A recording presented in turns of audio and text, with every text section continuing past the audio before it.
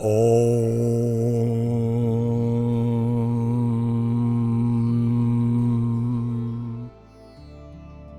Tat Sat.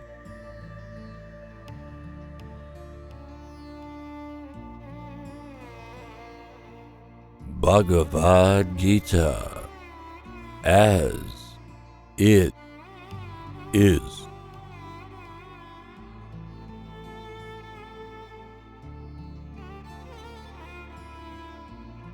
Chapter 13. Nature, the Enjoyer, and Consciousness.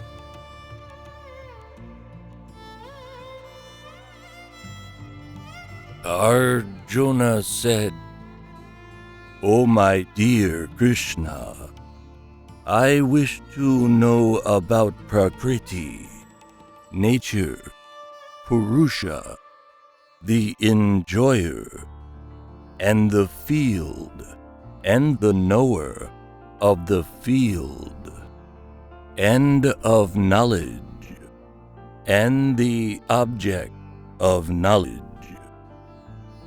The Supreme Personality of Godhead said, 'This body, O son of Kunti, is called the field, and one who knows this body is called the knower of the field.'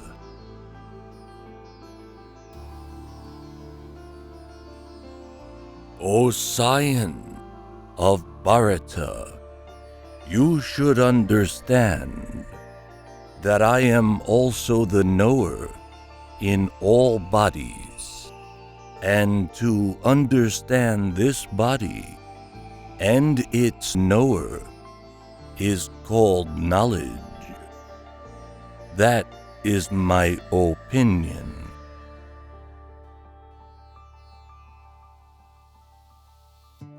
Now please hear my brief description of this field of activity and how it is constituted, what its changes are, whence it is produced, who that knower of the field of activities is, and what his influences are.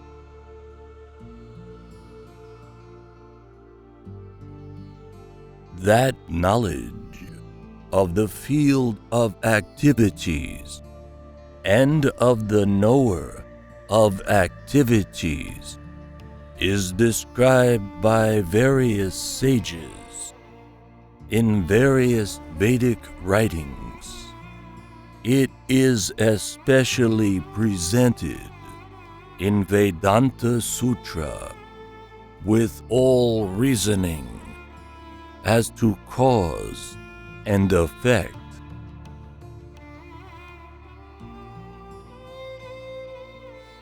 The 5 great elements, false ego, intelligence, the unmanifested, the 10 senses, and the mind, the 5 sense objects, desire, hatred, happiness, distress, the aggregate, the life symptoms, and convictions.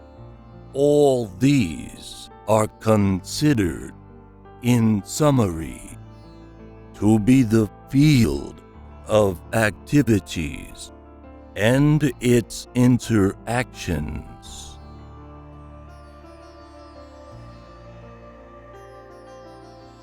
Humility, pridelessness, non-violence, tolerance, simplicity, approaching a bona fide spiritual master, cleanliness, steadiness, self-control, renunciation of the objects of sense gratification, absence of false ego, the perception of the evil of birth, death, old age, and disease, detachment, freedom from entanglement with children, wife, home, and the rest, even-mindedness amid pleasant and unpleasant events,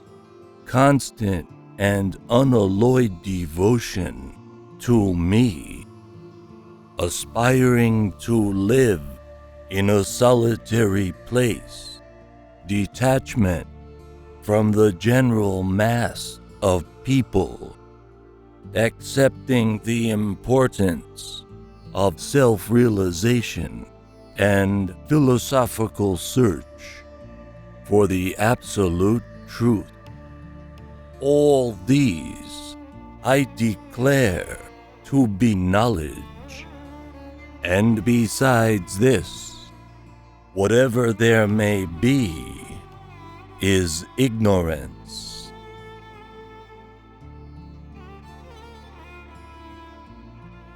I shall now explain the knowable, knowing which you will taste the eternal Brahman, the spirit, beginningless and subordinate to me, lies beyond the cause and effect of this material world.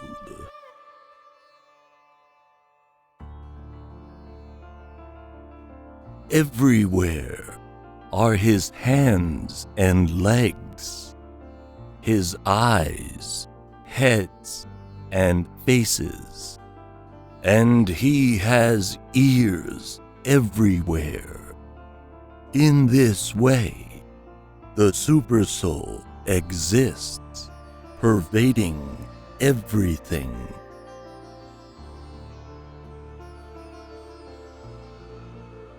The Supersoul is the original source of all senses, yet he is without senses. He is unattached, although he is the maintainer of all living beings. He transcends the modes of nature, and at the same time, he is the master of all the modes of material nature.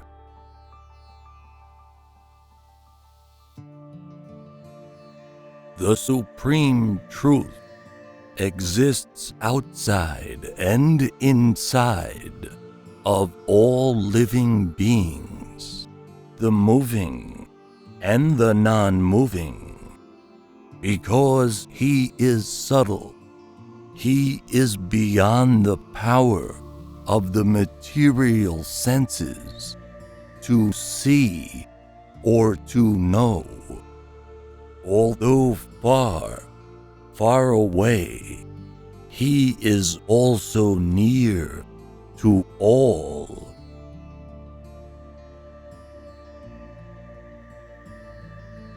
Although the Supersoul appears to be divided among all beings, he is never divided.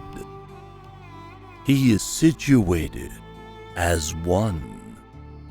Although he is the maintainer of every living entity, it is to be understood that he devours and develops all.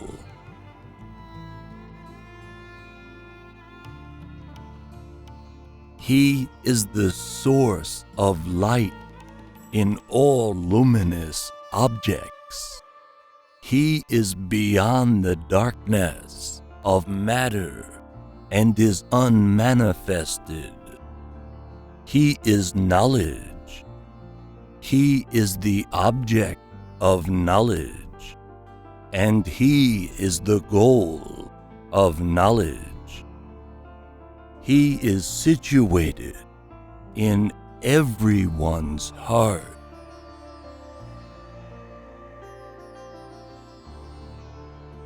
Thus, the field of activities, the body, knowledge, and the knowable, have been summarily described by me. Only my devotees can understand this thoroughly, and thus attain to my nature.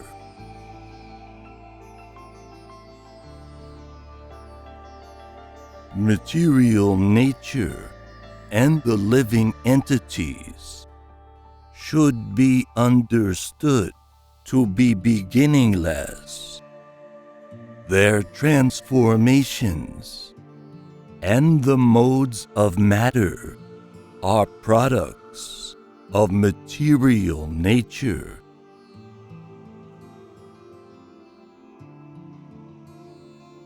Nature is said to be the cause of all material causes and effects, whereas the living entity is the cause of the various sufferings and enjoyments in this world.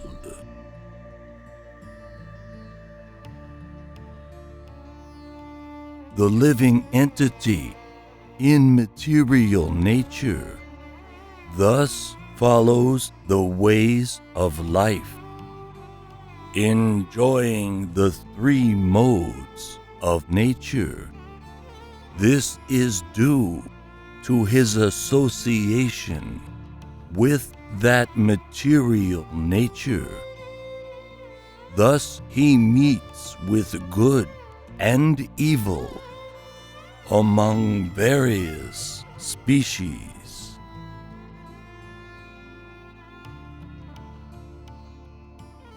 Yet in this body there is another, a transcendental enjoyer, who is the Lord, the Supreme Proprietor, who exists as the overseer and permitter, and who is known as the Supersoul.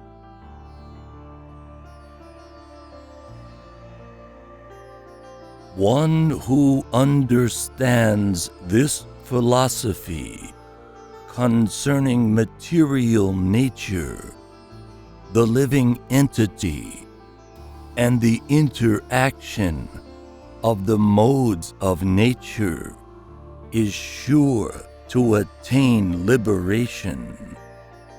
He will not take birth here again, regardless of his present position.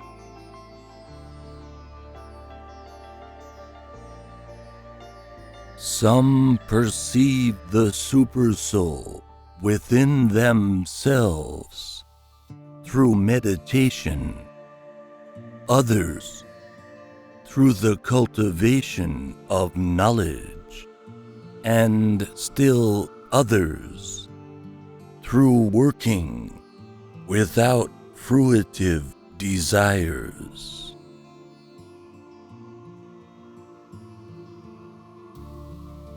Again, there are those who, although not conversant in spiritual knowledge, begin to worship the Supreme Person upon hearing about him from others, because of their tendency to hear from authorities. They also transcend the path of birth and death.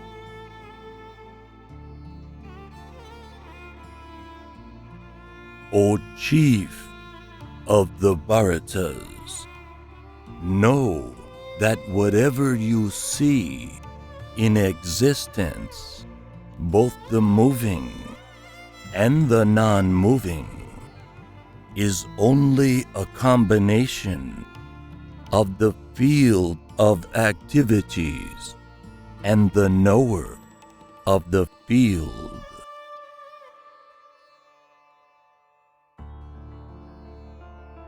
One who sees the supersoul accompanying the individual soul in all bodies, and who understands that neither the soul nor the supersoul within the destructible body is ever destroyed, actually sees.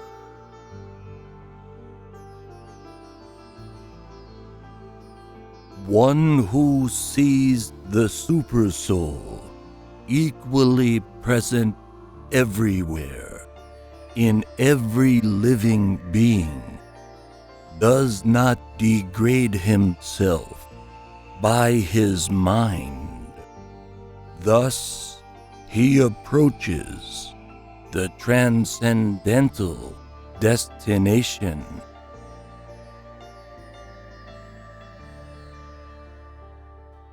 One who can see that all activities are performed by the body, which is created of material nature, and sees that the self does nothing, actually sees.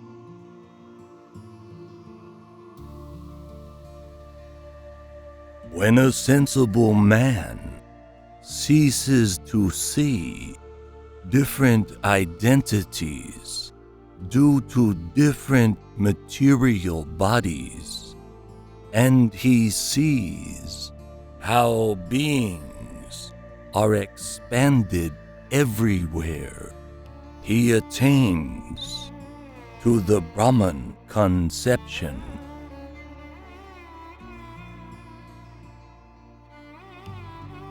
Those with the vision of eternity can see that the imperishable soul is transcendental, eternal, and beyond the modes of nature. Despite contact with the material body, O Arjuna, the soul neither does anything, nor is entangled.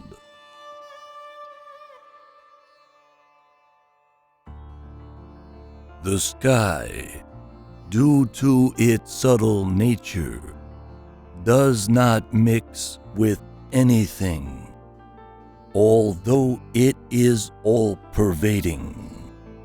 Similarly, the soul, situated in Brahman vision, does not mix with the body, though situated in that body.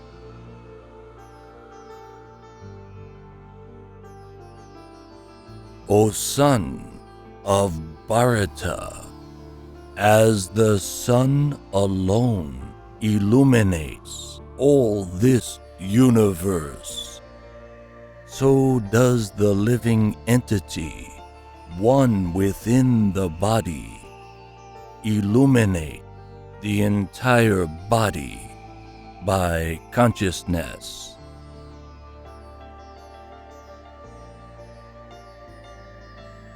Those who see with eyes of knowledge the difference between the body and the knower of the body, and can also understand the process of liberation from bondage in material nature, attain to the supreme goal.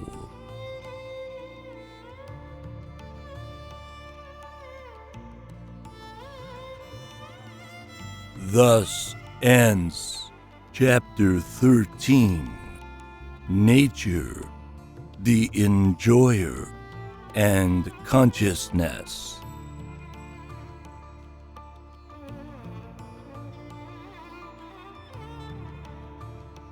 Bhagavad Gita, as it is.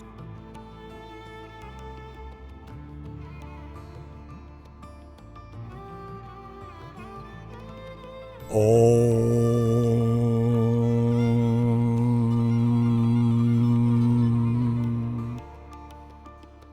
Tat Sat